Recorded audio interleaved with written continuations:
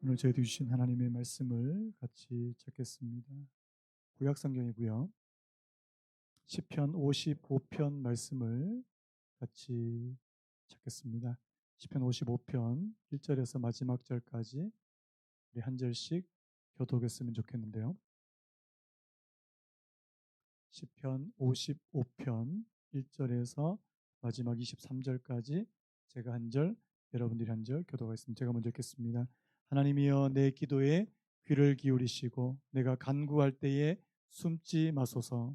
내게 굽히사 응답하소서. 내가 근심으로 편하지 못하여 탄식하오니 이는 원수의 소리와 악인의 압제 때문이라. 그들이 죄악을 내게 더하며 노하여 나를 핍박하나이다. 내 마음이 내 속에서 심히 아파하며 사망의 위험이 내게 이르렀도다. 두려움과 떨림이 내게 이르고 공포가 나를 덮었도다. 나는 말하기를 만일 내게 비둘기같이 날개가 있다면 날아가서 편히 쉬리로다. 내가 멀리 날아가서 광야에 머무르리로다. 내가 나의 피난처로 속히 가서 폭풍과 광풍을 피하리라 하였도다. 내가 성내에서 강포와 분쟁을 보았사오니 주여 그들을 멸하소서. 그들의 혀를 잘라버리소서. 그들이 주야로 성벽 위에 두루 다니니 성중에는 죄악과 재난이 있으며 악독이 그 중에 있고 압박과 속임수가 그 거리를 떠나지 아니하도다. 나를 책망하는 자는 원수가 아니라 원수일진데 내가 참았으리라. 나를 대하여 자기를 높이는 자는 나를 미워하는 자가 아니라 미워하는 자일진데 내가 그를 피하여 숨었으리라. 그는 곧 너로다. 나의 동료, 나의 친구요, 나의 가까운 친우로다. 우리가 같이 재미있게 의논하며 무리와 함께하여 하나님의 집 안에서 다녔도다. 사망이 갑자기 그들에게 임하여 산채로 스올에 내려갈지어다. 이는 악독이 그들에 거쳐 있고 그들 가운데 있음이로다. 나는 하나님께 부르짖으리니 여호와께서 나를 구원하시리로다. 저녁과 아침과 정오에 내가 근심하여 탄식하리니 여호와께서 내 소리를 들으시리로다. 나를 대적하는 자 많더니 나를 치는 전쟁에서 그가 내 생명을 구원하사 평안하게 하셨도다. 옛부터 계시는 하나님이 들으시고 그들을 낮추시리이다. 그들은 변하지 아니하며 하나님을 경외하지 아니함이니이다. 그는 손을 들어 자기와 화목한 자를 치고 그의 언약을 배반하였도다. 그의 입은 우유 기름보다 미끄러우나 그의 마음은 전쟁이요 그의 말은 기름보다 유하나 실상은 뽑힌 칼이로다. 내 짐을 여호와께 맡기라. 그가 너를 붙드시고 의인의 요동함을 영원히 허락하지 아니하시리로다. 같이 읽겠습니다. 하나님이여 하나님이여 주께서 주께서 그들로 그들로 파멸의 파멸의 웅덩이에 웅덩이에 빠지게 빠지게 하시리이다. 하시리이다. 피를 그를 흘리게 흘리게 하며 하며 속이는 속이는 자들은 자들은 그들의 그들의 날에 날에 반도 반도 살지 살지 못할 못할 것이나 것이나 나는 나는 주를 주를 의지하리이다. 의지하리이다. 아멘. 아멘. 오늘 말씀의 제목을 한번 따라해 보시겠습니까? 고통 가운데 드리는 기도. 한번 더요. 고통 가운데 드리는 기도. 이제 오늘 원래 이제 로마서 설교를 계속해야 되는데 다음 주도 그렇고 다음 다음 주도 그렇고 계속 좀 절기가 있어서 좀 로마서 설교를 잠깐 좀 중단하고요. 오늘 특별히 또 제 마음속에 이 기도에 관한 말씀, 이 기도에 관한 설교를 좀 한번 좀 했으면 하는 그런 마음을 주셔서 오늘 기도에 관한 설교를 좀 합니다. 제가 기도에 관한 설교를 여러 번 했던 것 같아요. 우리 신앙생활 가운데 정말 중요한데요. 가장 중요한 것 중에 하나인데 또 잘 안 되는 것 중에 하나가 뭐냐? 바로 이 기도 생활이라는 사실입니다. 우리가 힘들 때 하나님께 기도해야 된다는 사실을 대부분 성도님들은 다 알고 계세요. 그런데 내가 아는 것만큼 이 기도로 잘 이어지지 않는다는 사실입니다. 예수님께서 십자가에 그 달리시기 직전에 겟세마네에서 기도하실 때도 이 제자들이 전혀 기도에 집중하지 못하는 그 마가복음 14장 37절에 이런 말씀이 있는데요. 돌아오사 제자들이 자는 것을 보시고 베드로에게 말씀하시되 시몬아 자느냐 내가 한 시간도 깨어 있을 수 없더냐. 예수님께서 지금 십자가를 앞에 두시고 너무 괴로운 나머지 이 세 제자들 베드로, 요한, 야고보 이 세 제자들을 데리고 같이 가서 좀 기도하자 그러셨는데 이 제자들이 기도를 하나도 못하는 거예요. 어떻게 한 시간도 깨어서 기도하지? 여러분 한 시간 깨어서 기도하는 게 그리 쉬운 게 아니더라고요. 이, 여러분들 생각에 아니 예수님의 제자들이라고 하는 사람들이 어떻게 1시간도 기도를 못하냐 이렇게 생각하는데 여러분 이거 우리는요. 그러면 우리는요.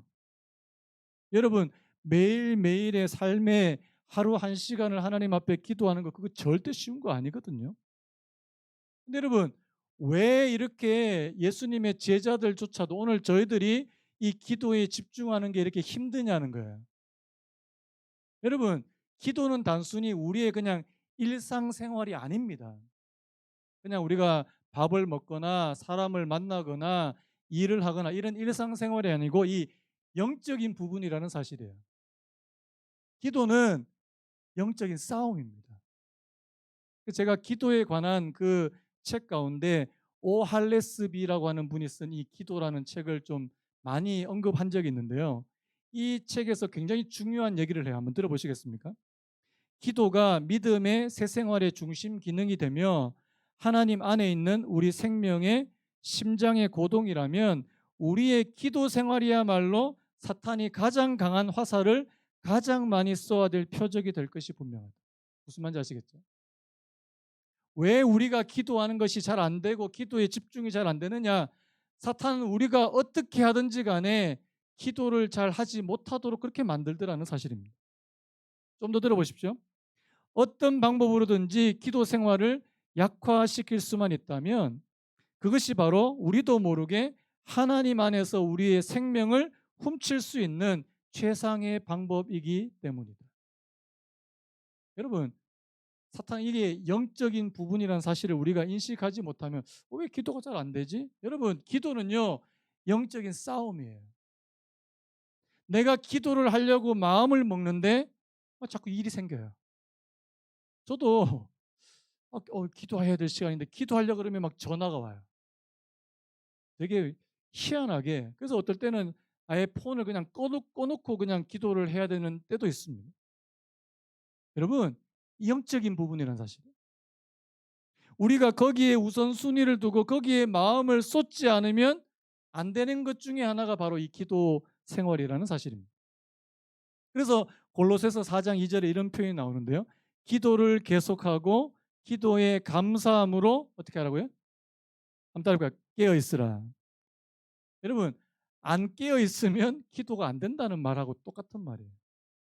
내가 기도하려고 막 애를 쓰고 기도에 깨어 있지 않으면 기도가 잘 안 되는 게 오히려 당연한 것이다. 이렇게 말씀드릴 수 있습니다. 여러분, 우리가 기도에 집중하지 못하는 것 중에 하나는 이게 영적인 싸움이기 때문이고 또 한 가지는 뭐냐니까 이게 훈련이 잘 안 돼 있기 때문에 그렇습니다. 여러분, 기도는 저절로 되지 않습니다. 기도는 훈련을 통해서 우리에게 거룩한 습관으로 자리를 잡아야 된다는 사실입니다. 여러분, 자, 좋은 습관 들이는 거 쉬울까요? 어려울까요? 자, 나쁜 습관 들이는 거 쉽습니까? 어렵습니까? 예를 들어 저녁에 야식 먹는 거. 이 뱃살 때문에 야식을 끊어야 되는데 안 끊어져요. 이거는 너무 좋은 거예요. 근데 우리가 뭔가 좀 좋은 습관, 예를 들어서 아침에 뭔가 일찍 일어난다든지 뭐 새벽 기도를 시작한다, 새벽에 일어나서 기도한 여러분이 정말 쉽지 않습니다. 왜요? 이게 거룩한 습관으로 자리 잡지 못하기 때문입니다. 제가 새벽 기도 하시려고 하는 분들한테 이런 말씀을 자주 드려요. 3개월 하셔야 된다, 최소. 여러분 표정에서 거의 절망의 표정이 보입니다. 3개월 어떻게. 여러분 근데 처음 정말 힘들어요. 그런데 3개월 정도가 지나면 이제 몸에 배기 시작합니다. 저도 부끄러운 고백할까요? 저도 목사 안수를 받고 나서 새벽 기도를 이게 본격적으로 시작한 사람입니다. 좀 부끄럽죠. 그전엔 뭐 제가 전도사 때 강도사 때도 물론 새벽 기도를 드렸지만 굉장히 막 불규칙적으로 잘 안 되는, 이게 몸에 잘 안 배는 거예요. 처음에 이제 목사 안수를 받고 이제 이 새벽 기도를 하는데 저도 굉장히 힘들더라고요. 예. 밤에 맨날 늦게 자고 이게 새벽에 1시, 2시에 자던 사람이 갑자기 막 4시 반, 5시에 일어나려고 하니까 이게 안 되는 거예요.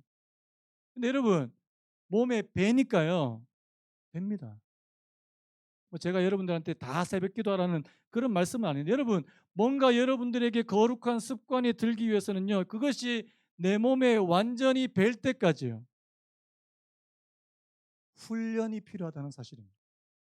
여러분 축복하면, 여러분 기도에도 훈련되어지시기를 축복합니다. 기도에 훈련이 안 되는 분들은요, 나중에 막상 여러분들이 정말 기도해야 되는 순간이 다가와도 기도가 잘 안 나와요. 안 됩니다. 여러분들이 정말 하나님 앞에서 정말 기도해야 되는 그런 순간이 와도 기도가 잘 안 된다는 게 문제예요. 그리고 여러분, 이 기도 훈련은 저와 여러분들이 교회에서 또 여러분들의 훈련 프로그램을 통해서도 하나님께서 훈련시키시지만요, 여러분들이 정말 기도가 훈련되는 순간은 언제냐니까, 여러분들의 일상적인 삶에서 많이 훈련된다는 사실입니다. 오늘 우리가 이 다윗의 시편을 좀 살펴보려고 하는데, 이 다윗이라는 사람도 물론 어렸을 때부터 하나님을 잘 믿는 그런 사람이었지만, 처음부터 기도를 막 이렇게 기도를 많이 하는 기도의 사람은 아니었던 것 같아요. 이 다윗이 언제부터 그가 본격적으로 이제 하나님을 찾고 하나님 앞에 기도하기 시작했냐, 그걸 보면 그의 삶에 고난과 역경이 찾아왔을 때부터라는 사실입니다. 여러분 그 시편을 여러분들이 한번 보시면, 그 시편이 한 150편 정도 되니까 150편 정도 가운데 한 3분의 2가 다윗이 쓴 겁니다. 그런데 여러분 한번 보시면 아시겠지만, 그 다윗이 쓴 시편 가운데 다윗이 굉장히 편안하고 아무 문제가 없을 때 쓴 시편은 거의 없어요. 거의 없습니다. 언제요? 그의 삶에 막 위기가 닥치고 힘든 일이 찾아오고 막 마음이 막 죽을 것 같고, 오늘 55편에도 마찬가지입니다. 오늘 본문도 이 다윗이, 대부분이 이 다윗이 고난과 역경을 만났을 때 썼던 시편이었다는 사실입니다. 제가 예를 한번 들어볼게요. 여러분 성경 읽으시면 그 시편 위에 보면 이 제목이 달려 있는 시편들이 있습니다. 그 표제라고 그러는데요. 자, 예를 들어서 시편 34편을 한번 보시면 이런 제목이 붙어 있어요. 다윗이 아비멜렉 앞에서 미친 채 하다가 쫓겨나서 지은 시. 요거는 이제 여러분들이 구약 성경을 좀 읽어 보셔야 돼요. 사무엘상을 좀 읽어 보시면 이 내용이 무슨 내용인지 압니다. 다윗이 사울을 피해 가지고 블레셋으로 이제 망명 갔는데, 거기서도 다윗을 막 의심하는 거예요. 어떻게 합니까? 막 미친 연기를 하는 거예요. 진짜 미친 연. 그러니까 사람들이 진짜 미쳤다고 이제 쫓아내는, 그리고 나서 지은 시가 시편 34편이고요. 시편 52편이 있는데요. 이거 여기도 제목이 붙어 있습니다. 에돔인 도액이 사울에게 이르러 다윗이 아히멜렉의 집에 왔다고 그에게 말하던 때에. 이것도 좀 배경 지식이 필요한데, 여러분 다윗이 또 어느 날 또 이렇게 사울을 피해서 도망가는데, 이 제사장 아히멜렉이 있는 그 성전에, 성소에 그가 당도했는데, 거기 하필이면 사울의 신하가 있었던 거예요. 이 도액이라는 사람인데요. 이 사람이 나중에 다윗이 여기에 왔다고 사울한테 일러 바칩니다. 마음이 어떤지 아시겠죠? 그 다음에 시편 54편도 마찬가지예요. 10사람이 사울에게 이르러 말하기를 다윗이 우리가 있는 곳에 숨지 아니하였나이까 하던 때, 다윗이 또 이번에는 10이라고 하는 이 광야에 들어갔는데, 거기 사는 사람들이 또 사울에게 일러 바칩니다. 여러분 다윗의 마음이 어떨까요? 다윗의 시편을 가만히 보면 그의 삶에 정말 많은 문제들, 어려움들이 있었다는 사실. 그런데 그 어려움을 여러분 기도로 승화시킬 수 있는, 여러분 축복해요. 여러분들의 삶에 크고 작은 어려움을 기도로 승화시킬 수 있도록 여러분 기도에 훈련되시는 오늘 저와 여러분 되시기를 간절히 바랍니다. 자, 그러면요, 오늘 본문의 내용으로 좀 들어가서, 자, 오늘 본문의 내용을 살펴보면 이 다윗이 위기 상황인 것을 좀 알 수 있습니다. 근데 이 위기가 어떤 위기냐니까, 사람들로 인한.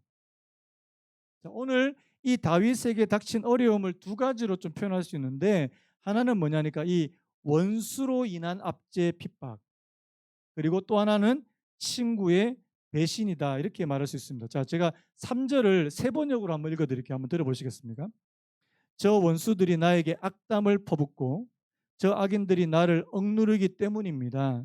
진실로 그들은 나에게 재앙을 쏟으며 나에게 원한 맺힌 마음으로 분노를 터뜨립니다.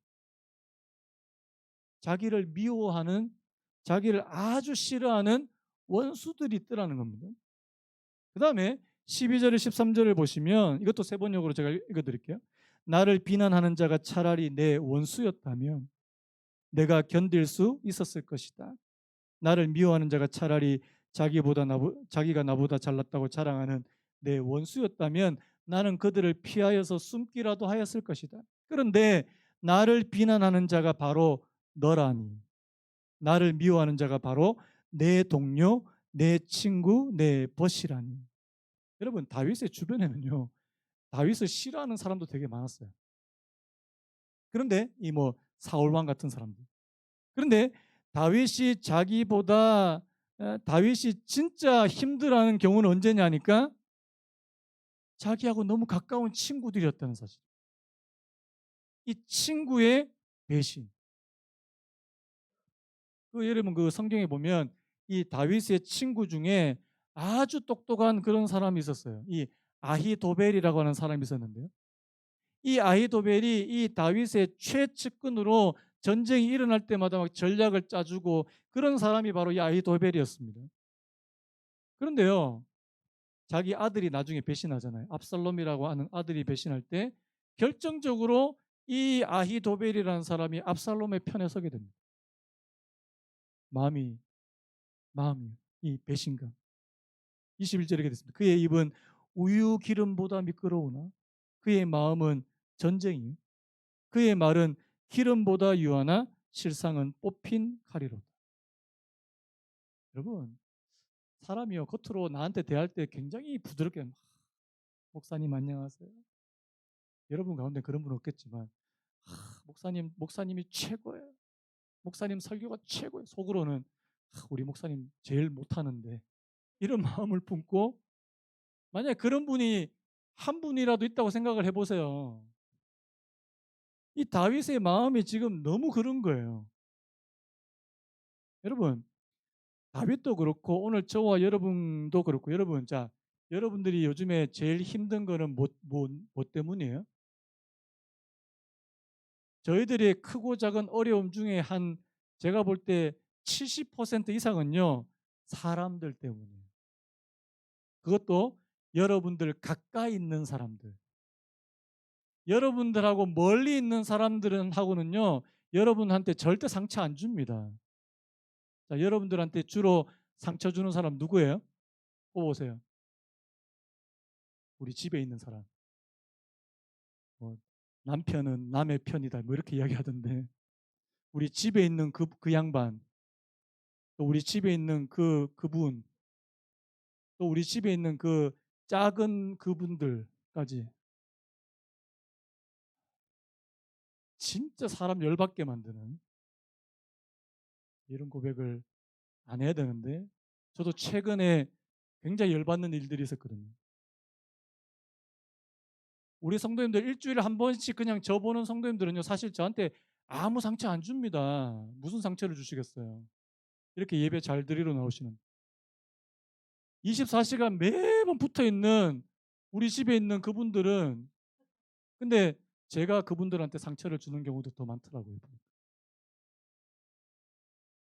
제가 뭐 그냥 조금 뭐 재밌게 얘기한 건데, 여러분, 근데 사실은요, 내가 사랑하는 가족, 배우자, 부모, 자녀들, 좀 더 나아가서 내 친구들, 나를 가깝게 여기는 사람들로부터 우리가 제일 많이 상처를 받는다는 사실입니다. 제가 책 한 권을 제가 책 표지를 한번 보여주실 수 있습니까? 제가 예전에 한번 소개를 해드렸던 것 같아요. 제목이 폭풍 속의 가정입니다.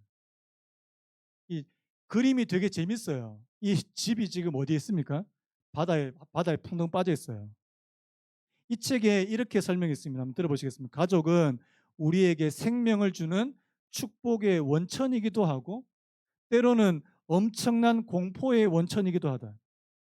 그리고 대개는 이 두 가지가 동시에 일어난다. 우리의 가정은 기쁨으로 충만할 수도 있지만 우리를 항상 고통에 취약하도록 만든다.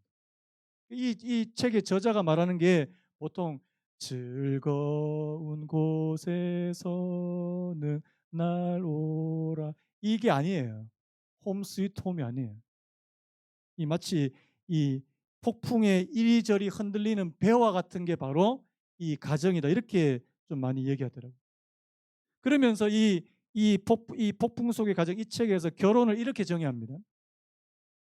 십자가를 지고 함께 고통을 감당하며 그리스도와 교회의 언약 관계 안에서 새 예루살렘을 향해 가는 순례의 길. 여러분, 결혼은요, 순례의 길이에요. 결혼만 하면 막 로맨스, 막 환타지. 그래가지고 매일매일 웃으면서 옛날에 제가 아는 어떤 목사님이 자기는 이런 가정을 꿈꿨대요. 아기가 딱 태어나면 하하하 호호 하면서 밥도 같이 떠먹여 주고 현실이 어떤지 아십니까? 애가 밥 먹을 때마다 울어가지고요. 자기는 애가 태어나서 부모 이게 같이 세 명이서 같이 밥을 같이 먹어본 적이 거의 한 번도 없다는 거예요. 여러분 현실이에요, 현실. 제가 결혼에 대한 환상을 좀 많이 깨는 경향이 있는데 결혼하신 우리 청년들한테도 되게 죄송합니다. 제가 이런 말씀 드리는 게 지금 다윗이 이런 사람들과의 관계 때문에 지금 굉장히 힘들어합니다. 자, 2절 한번 읽어볼게요. 내가 근심으로 편하지 못하여 탄식하오니 4절 5절 내 마음이 내 속에서 심히 아파하며 사망의 위험이 내게 이르렀도다. 두려움과 떨림이 내게 이르고 공포가 나를 덮었도다. 지금 다윗의 감정을 표현하는 단어가 근심, 탄식, 두려움, 떨림, 공포. 이게 지금 다윗이 느끼는 감정이에요. 여러분, 오늘날로 말하면 뭡니까? 막 불안 장애가 있고 불안하고 공황 장애가 찾아오는 것 같고. 여러분, 다윗도 오늘 저와 여러분들하고 똑같은 인간이에요. 여러분들이 하나님의 말씀 특히 시편을 보시면서 이 사람들의 감정을 한번 보시기 바랍니다. 똑같아요. 여러분들하고 여기 성경에 기록되어 있는 사람들하고 다르지 않다는 사실입니다. 여러분, 다윗 그러면 우리가 와 대단한 믿음의 소유자. 그런데 여러분 오늘 저와 여러분들하고 똑같아요. 특별히 이 자신과 가까이 친한 사람한테 당한 배신감이에요. 자, 다윗이 어떻게 말한 줄 아십니까? 우리 15절 같이 한번 읽어볼까요? 15절 같이 한번 읽겠습니다. 시작. 사망이 갑자기 그들에게 임하여 산채로 수월에 내려갈지어다. 이는 악독이 그들의 거처에 있고 그들 가운데 있습니다. 거기 오늘 말씀해 보면 이런 말씀도 있어요. 오늘 말씀해 보니까 산채로 수월에 내려갈지어다. 이 말은 뭐냐니까 저 사람 죽었으면 좋겠다 이 말입니다. 아니 다윗 같은 사람의 입에서 저런 독한 말이 나올 수 있단 말인가? 여러분 지금 마음이요 너무너무 상해있어요. 마음이 너무너무 상해있어서 그 상한 마음을 막 입으로 막 표현하는데요. 여러분 중요한 게 있어요. 여러분들의 마음이 상해가지고 막 그 상한 마음을 말로 막 표현하는데 중요한 거는 누구 앞에서 하느냐가 중요하다는 사실입니다. 지금 다윗은 누구 앞에서 이런 말들을 하고 있습니까? 하나님 앞에서 하고 있다는 사실. 여러분, 기도는 한번 따라볼까요? 기도는 우리 마음을 하나님께 쏟아놓는 것이다. 믿으시는 분 아멘. 때로는 막 여러분, 자, 여러분들이 보통 마음이 막 힘들고 하실 때 여러분 또 어떻게 하세요? 어떻게 하세요? 어디 막 사람들 없는 데 가가지고 막 소리를 확 지르고 어떤 분들은 또 어떤 사람들은 진짜 좀 이게 이런 방법도 안 되니까 막 사람들 불러가지고 막 술을 들이키고 막 그래가지고 막그 사람에 대해서 막 안 좋게 이야기해요. 여러분 그렇게 해서 좀 풀리시나요? 그렇게 해서 좀 잘 해소가 되면 좋겠는데 그러고도 잘 해소가 안 되는 거예요. 여러분, 오늘 다윗이 좀 중요한 이유가 뭐냐니까 다윗은 자기 상한 마음을 솔직하게 하나님 앞에 이야기한다는 사실입니다. 여러분, 기도하실 때 솔직하게 하시기 바랍니다. 어떤 분들은요, 마음이 지금 되게 힘든데도 굉장히 고상하게 기도하시려고 그래요. 온 우주를 창조하시고 천지와 만물을 지으신 하나님, 하나님 이렇게 말씀하시길 빨리 네 마음부터 빨리 얘기해. 아니, 저한테 와서 이렇게 말씀하신 분이 있더라고요. 지금 가만히 봐도 얼굴만 봐도 지금 상황이 안 좋으신데 저한테 와가지고 자꾸 말을 빙빙 돌려요. 제가 답답해요, 때로는. 아니, 지금 힘드신 거 있잖아요. 그거 말하세요, 그거. 왜? 자기 마음을 아직 잘 못 꺼내 놓으시는 거예요. 여러분, 하나님 앞에 여러분의 마음을 꺼내 놓으세요. 저는 기도할 때 좀 때로는 되게 날 것 그대로 기도합니다. 하나님, 저 인간이 싫습니다. 보기가 싫어요. 안 봤으면 좋겠어요. 그런데 안 볼 수가 없어요. 하나님, 저 요즘에 힘들어요. 힘들어 죽겠어요. 근데 여러분, 하나님 앞에서는 그 말을 하셔도 돼요. 사람 앞에서 하면 어떻게 될까요? 목사라는 분이 참 왜 저럴까? 잘 안 됩니다. 공감이 안 돼. 근데 하나님 앞에서는 못할 말이 없는 거예요. 여러분, 그래서 하나님 앞에 기도하는 게 그렇게 좋은 겁니다. 지금 이 다윗이요, 뭐 온갖 말을 다 하는 거예요. 여러분, 사람들로 인해서 마음이 상하고 두려움과 공포로 몸을 떨고 있을 때 다윗이 했던 첫 번째가 바로 기도였다는 사실이 오늘 저와 여러분들에게 도전과 은혜가 되시길 축복합니다. 자, 1절이요. 하나님이여 내 기도에 귀를 기울이시고 내가 간구할 때에 숨지 마소서. 여러분, 우리가 때로는요, 하나님 앞에 기도할 때 하나님이 안 계시는 것처럼 느껴져요. 왜요? 우리 마음이 어두워져 있거든요. 우리의 마음이 어두워져 있고 우리의 마음이 막 이렇게 이런 근심과 걱정에 쌓여 있으면 하나님이 안 계신 것 같아요. 다윗이 지금 말한 이겁니다. 내가 간구할 때에 숨지 마소서. 이 말은 내가 하나님이 좀 가까이 계시는 것을 알게 해주시기 원합니다. 이 말하고 똑같은 말입니다. 여러분, 하나님이 오늘 저와 여러분과 가까이 계십니까? 가까이 계시길 축복합니다. 여러분들이 기도할 때 하나님이 가까이 계시는 것을 좀 알고 느끼셨으면 좋겠습니다. 그 기도예요. 16절에도 나는 하나님께 부르짖으리니, 여러분, 기도는 부르짖는 것입니다. 기도는 때로 고상하게 하나님 앞에 조곤조곤 이야기할 수 있지만 여러분, 어려움과 위기를 만난 사람은 하나님 앞에 부르짖게 돼 있어요. 전에 어느 집사님입니까? 그 말씀에 제가 했던 이 말에 되게 은혜를 받으셨대요. 자, 어떤 사람이 가다가 강물에 빠졌어요. 수영을 못해요. 허우적거려요. 그런데 옆에 지나가는 사람이 있습니다. 여러분 같으면 어떻게 말할까요? 말하겠어요? 죄송한데요. 저 좀 구원해 주실래요? 구해 주실래요? 이렇게 말하겠습니다. 아니면 있는 힘껏 이야기하겠습니까? 안 빠져봐서 모르시겠어요. 그분이 있는 힘껏 살려주세요.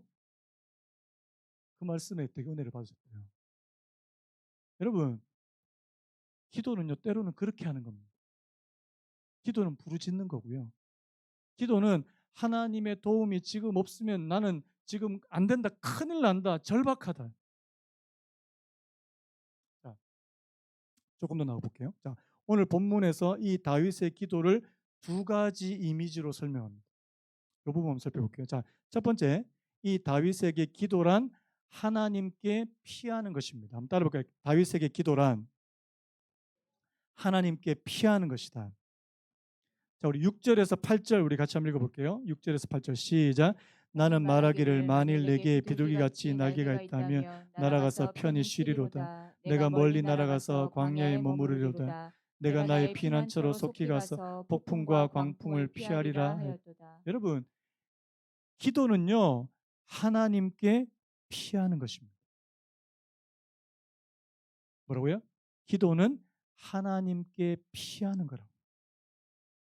여기 보면 내가 나의 피난처로 속히 가서 폭풍과 광풍을 피하리라 이렇게 되어 있습니다. 여러분, 성경에 특히 시편에서 다윗에게 있어서 나의 피난처가 누군지 아십니까? 하나님이더라고요. 하나님이더라고요. 다윗에게 있어서 피난처는 하나님이시더라고요.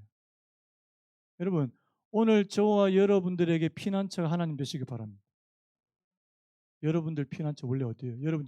여러분들은 문제가 딱 터지면 어디로 달려가십니까? 어디로 달려? 어떤 분들은 침대로 막 달려가요. 그래가지고 침대에 막 머리를 쳐박고, 어떤 분들은 딱 문제 터지면 막 나를 도와줄 수 있는 사람들 막 명단을 막 전화를 돌려요. 여러분, 오늘 저와 여러분들의 피난처가 어디입니까? 어디예요? 오늘 다윗에게 피난처는 바로 하나님이시다. 그래서 기도는 하나님께 피하는 것이다.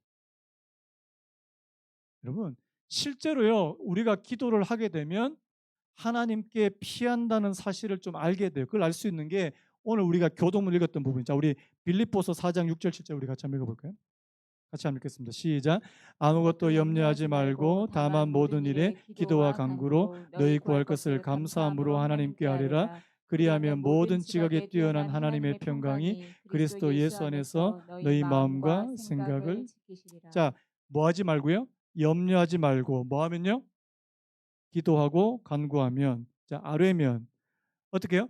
하나님의 평강이 우리의 마음과 생각을 지키신대요. 우리가 불안하고 때로는 많이 힘든 것 중에 하나는 뭐냐니까 우리 마음과 생각을 못 지키는 거예요. 우리 마음과 생각. 속에서 막 온갖 생각들이 다 나니까. 이게 지켜지지 않는데 우리의 마음과 생각을 뭐가 지켜주시냐니까 하나님의 평강이 지켜주신대요. 여러분, 여러분들이 신앙생활 하시면서 하나님을 믿으면서 하나님이 주시는 평강이 무엇인지 알게 되시기를 축복합니다. 굉장히 중요한 거예요. 왜요? 막 생각이 막 이리 갔다가 막 저리 갔다 어떻게 할까 막 갈팡질팡 어떻게 할지 마음이 불안해가지고 막 그럴 때 여러분 하나님의 평강이 여러분들 속에 찾아와서 여러분들을 다시금 평안하게 만들고 이 평정심을 되찾게 만들고 다시금 여러분들이 생각할 수 있게 만들고 문제의 해결점을 찾게 만들고 여러분 그것은 바로 우리가 염려하지 않고 기도할 때 가능하다는 사실입니다. 기도는 피하는 거예요. 하나님께. 그다음 두 번째 다윗에게 기도는 뭐냐니까 하나님께 맡기는 거예요. 자, 우리 22절 우리 같이 한번 읽어볼까요? 22절 시작. 내 짐을 여호와께 맡기라. 그가 너를 붙드시고 의인의 요동함을 영원히 허락하지 아니하시리로다. 자, 내 짐을 누구한테 맡긴다고요? 여호와께 맡기라. 여러분, 기도는 우리가 지기 힘든 짐을 하나님께 맡기는 것입니다. 하나님 참 좋은 분이세요. 우리가 맡길 때 맡아주십니다. 기도를.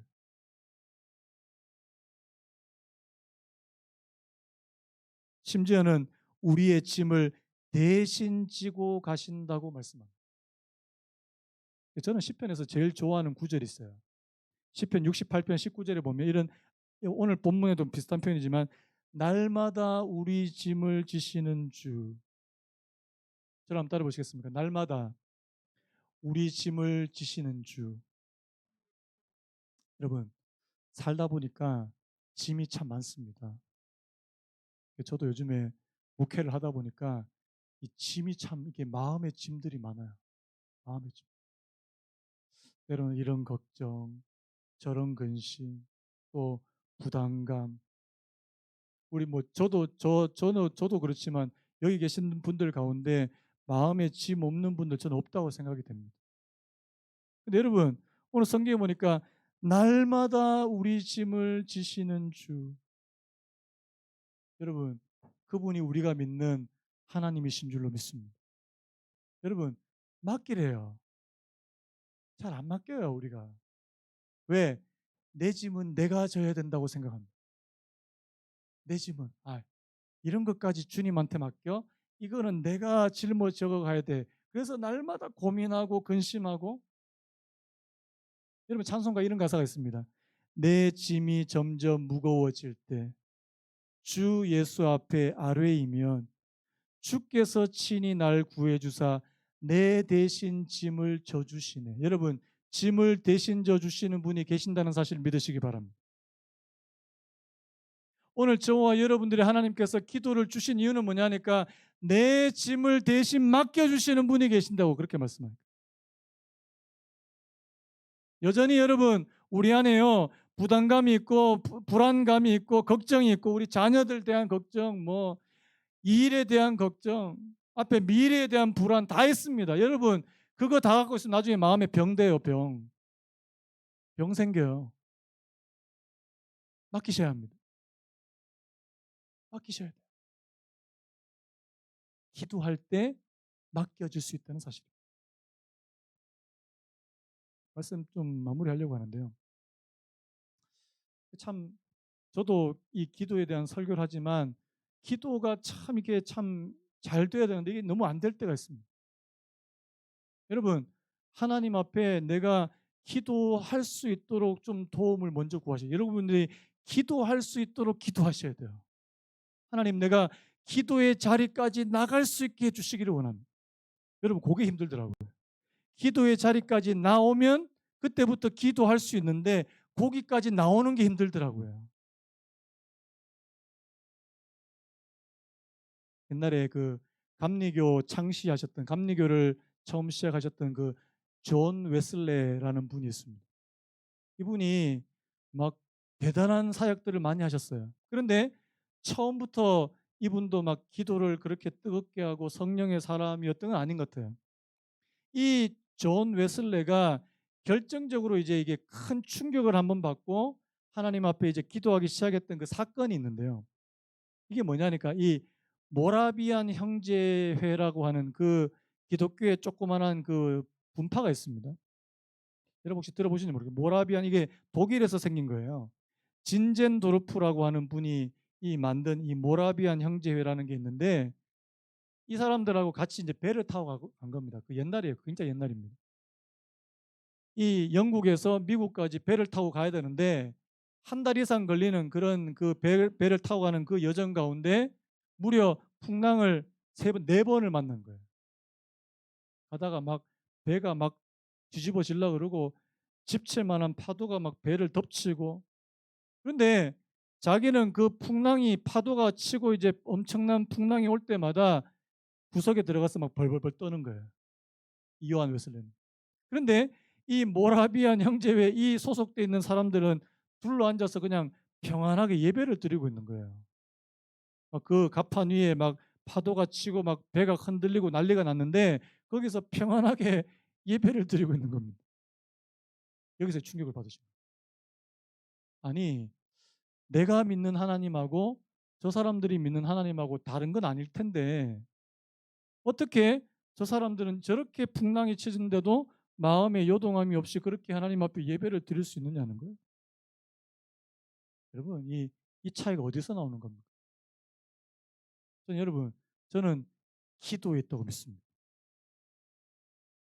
그래서 여러분 이 요한 웨슬레가 이 존 웨슬레가 이때부터 하나님을 찾기 시작합니다. 어떻게 해요? 내게 평강을 주신 하나님. 내가 나를 요동치 않게 만드신 하나님. 나로 하여금 어려운 순간에도 내가 무너지지 않고 내가 낙심하지 않고 앞으로 계속 전진할 수 있게 하신 하나님이에요. 여러분 오늘 저와 여러분들도 그 하나님이 필요하지 않습니까? 하나님 내가 기도할 수 있도록 도와주십시오. 저를 한번 따라 보시겠습니다. 하나님 내가 기도할 수 있도록 도와주십시오. 다시 한번요. 하나님, 내가 기도의 자리로 나올 수 있도록 나를 도우소서. 여러분, 기도는요, 물론 또 함께, 여러분 혼자 하실 수도 있지만 기도는 함께 할 때 능력이 되더라고요. 그래서 여러분, 함께 기도합시다. 그리고 여러분, 다른 분들을 위해서도 기도해 주시고. 그래서 우리 교회가, 저는 기도하는 교회 됐으면 좋겠습니다. 우리 사랑하는 성도님들이 기도하시는 성도 되셨으면 좋겠습니다. 그리고 저는요, 기도하는 목사 됐으면 좋겠습니다. 하나님, 이 땅에 크고 작은 어려움과 문제 가운데 정말 기도로 넘어갈 수 있는 두 가지 기억하십시오. 기도는 하나님 앞에 피하는 거라고 그랬습니다. 하나님께 맡기는 거라 그랬습니다. 하나님, 피하고 맡길 수 있는 오늘 저와 여러분 되시기를 간절히 바랍니다. 다 같이 일어나시겠습니다.